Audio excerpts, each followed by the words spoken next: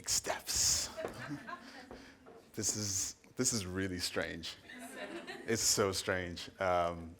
Because I'm used to being backstage doing stuff for TEDx Houston. So I'm actually quite honored, which is weird. Like, it feels.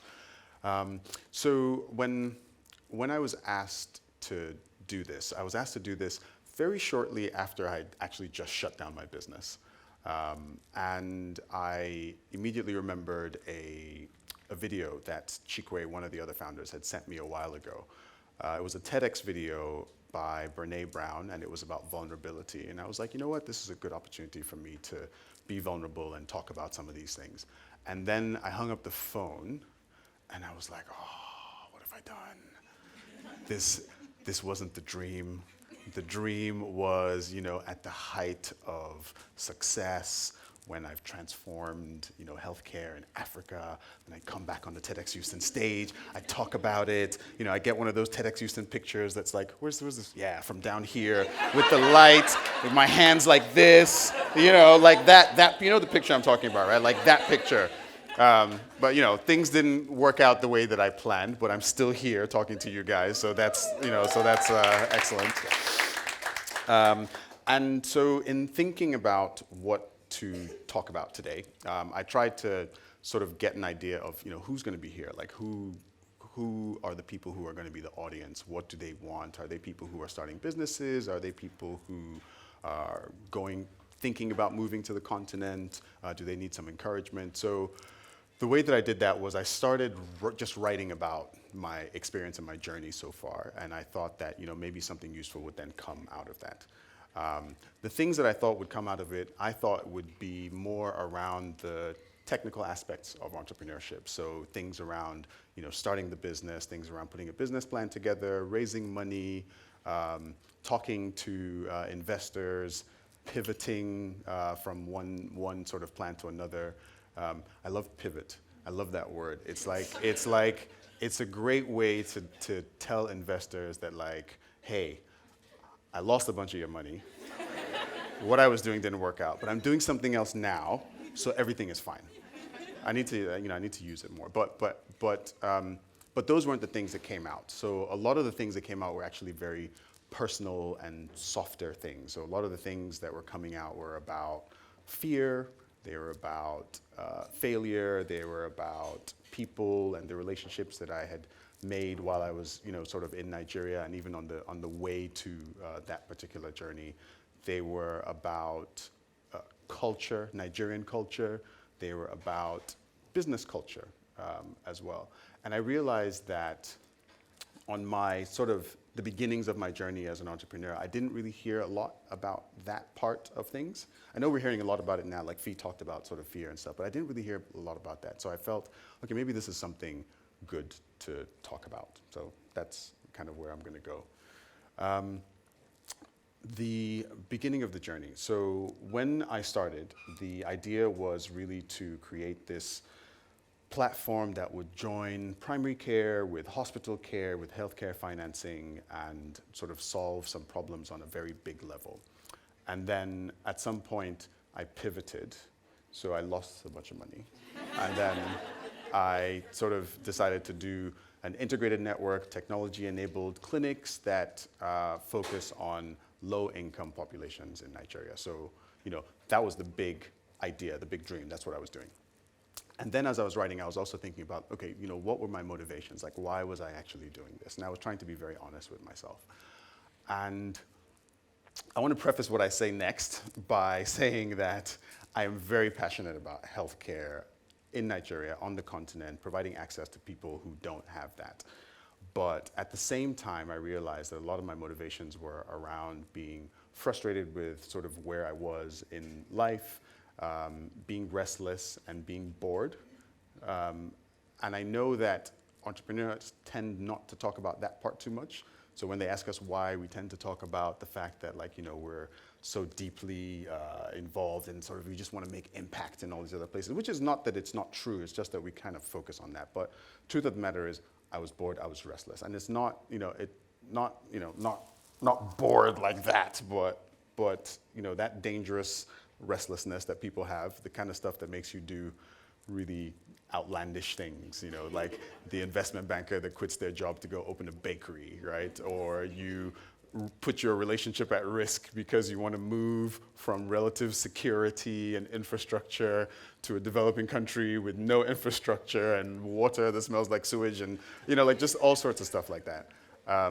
So that, like that was the reality. And I think along the way on this journey, I've spoken to lots of different entrepreneurs, and it is true for a lot of people that those are some of the personal things that drive that behavior.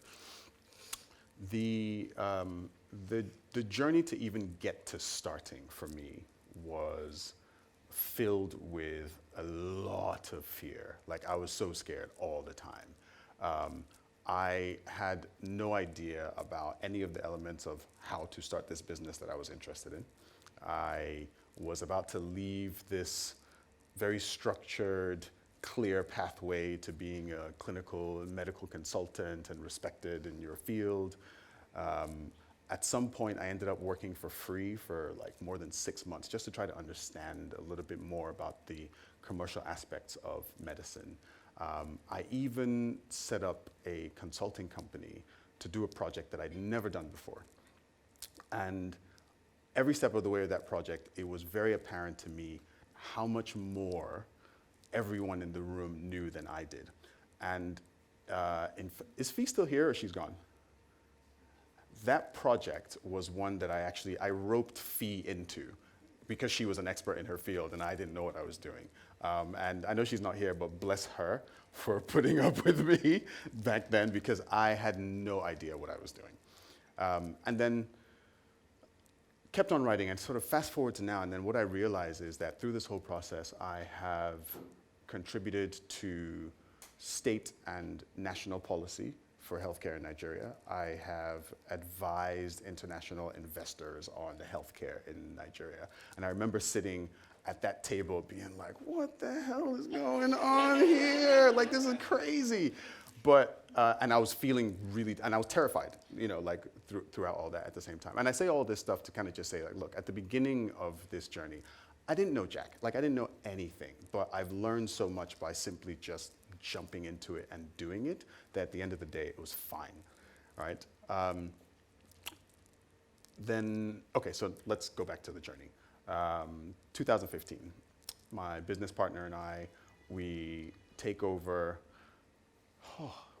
7 facilities in Lagos that are about 40 years old. So these are healthcare facilities. They have 120 employees. So this is startup, right? 120 employees. And this was crash course into Nigerian business culture. And honestly, like, I do not recommend this as a way. If anybody's thinking about it, do not do this. If you have questions about why you shouldn't do it, I'll talk to you about it later, but just please don't do that. And I encountered a lot of frustrations, and a lot of it for me was really around people and culture and the way that they were thinking. So there was a lot of short-term thinking, and it permeated all through, like whether it's business and then sort of individual. So, long-term planning, you need a financial forecast. Nobody knows that. No one's thinking about what's going to happen next year. They're not planning about any of that. And then on an individual level, it also sort of seeped into things. And I found that we were getting shortchanged by everybody, like the security guard, the workers, the tax man would send you a bill that was 200 times what it was supposed to be. And these things were so frustrating. I didn't really understand that, and I kind of slugged away at it for a little while. So anyway, fast forward, a few years, and one ex-business partner later, who I'm still on good terms with, by the way. And I decided to create a smaller prototype for this technology-enabled primary care thing, but with an overarching principle of people first. Right? We had it on the wall, people first. And that wasn't just about, think about the patient and everything that you do. It was also about internally within the organization, everybody that's working here, people first. So it was a very inclusive atmosphere where everybody got to contribute to everything. I mean, like the cleaner contributed to our marketing strategy within that. I'm being dead serious about that. People were allowed to come up with ideas for improvement, and they were given the autonomy to be able to implement them. They were given the space to make their mistakes. And for the first time in years, all the stuff that I've been trying to do and all the traction I've been trying to see started happening like magic, right? Like patient numbers on the graph started going like that. People were happy with the service. People were paying for the service, so we were making money. People within the organization were doing what they were supposed to do. I didn't have to be there. I could sleep, finally, after like a couple of years of slugging and spending other people's money. And I think the process of deliberately creating a particular type of culture within that organization helped me better understand a lot of the things that had frustrated me about that environment before. One of the things I learned was about, this whole idea about putting process and structure in place. Processes and structures and SOPs and things like that, they're simple. Even if you don't know them, someone else knows them, and you can always get them to come up and do that for you. But implementing them is all about people and culture. And if you are thinking about doing something, that culture has to start with you. Otherwise, it's sort of doomed to fail. The other thing, which is again about people, was that money doesn't necessarily fix anything unless you're Netflix or Uber, but like money doesn't fix it. At the end of the day, if there's fundamental issues around sort of people and culture, it won't work. So with me, for instance, it was myself, my business partner, the people whose business we had taken over. We weren't aligned in terms of our vision. We weren't aligned in terms of our values. We weren't aligned in terms of the type of culture that we wanted to incubate within this. So of course it was never going to work. I learned also about Nigerian culture and some of the kind of historic things that kind of led to this. So some of the breakdowns in infrastructure and public sector and services had basically created an environment where, for the average Nigerian, their priority is safety and security. Everything else comes afterwards. And I don't say that to let people off the hook for bad behavior, but I just think from an entrepreneurial standpoint, it's useful to try to understand what drives people's behavior so that you're better equipped to kind of approach that with some sort of strategy and not just be frustrated and sort of like pushing around.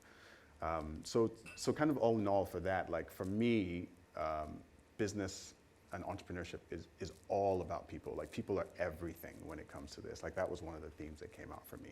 I think they can be your biggest obstacle, or they can be the greatest indicator for success within your business. And I also learned that everyone actually has something to contribute. Absolutely everyone has something to contribute if they're given the opportunity to do so. So fast forward to now, and a couple of things sort of happened to me in the last few years that sort of changed my priorities quite a bit. One was I lost my mom unexpectedly, and the other was I had my first daughter. So I subsequently moved to London, and I shut down the business a couple of months ago, actually. Shutting down the business was a very difficult decision, and it was another one of those fear-filled type of moments.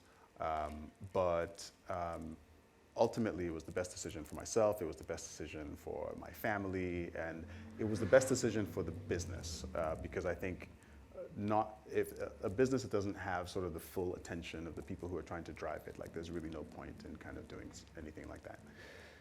So for me, this journey has been very interesting. I've learned a lot of stuff about myself, I've learned a lot of stuff about people and the things that are important. I've learned a lot about entrepreneurship. And some of the things are, this whole idea of fear and the unknown. I think those two things are just, they're companions for any entrepreneur. And once you can accept that, it makes everything a lot easier. So I'm much more comfortable with the unknown and fear and anxiety because I know that experience has been the best teacher, and I know that the most profound lessons that I've actually learned over these last years have come from when things have gone wrong as opposed to when things have gone right. So that's been really good for me. On the consequences of entrepreneurship, I think that while sort of starting a business or starting a venture is about creating impact, and it's also, about sustainability, so making money, I think that that whole process can also be a journey of self-discovery. I think that it really is in most cases. It will show you things about yourself that you didn't know. It will definitely test you to see if you are who you say you are. And if you don't know who you are, it will show you that quite clearly. And I suppose therapy is probably cheaper and less traumatic, but I would, entrepreneurship I think is a lot more fun along the way. And from sort of, thinking about that, if you want shock therapy, then go and do your business in Africa. Like that's cool. But jokes aside, though, I think the continent is a very interesting place. I think that it's one of the last places where the type of opportunities for innovation that exist there now. I don't think they exist anywhere else, really. There's a lot of opportunity to do things way differently than they've been done in the West. A lot of the things that I was talking about as challenges, those things are also opportunities for people who are brave enough to kind of do that. Not smart people. Smart people stay here where there's 24/7 power, there's free healthcare and all that stuff. But yeah, so for brave people, who are wherever you are, sort of on that journey, whether you're thinking about it or you're in it or you're about to do it, I'd advise you to kind of just jump in and do that. I think it's a life-changing type of experience. And in terms of advice, I would only say that fear is fine; it's normal. And also, in terms of the decisions that you make, I would advise that you put people first in all of the decisions that you make. So whether that is thinking about yourself, whether that's thinking about important relationships to you, the people that you end up working with, people who work for you, and ultimately whoever it is that your venture is going to serve. And I wish you luck.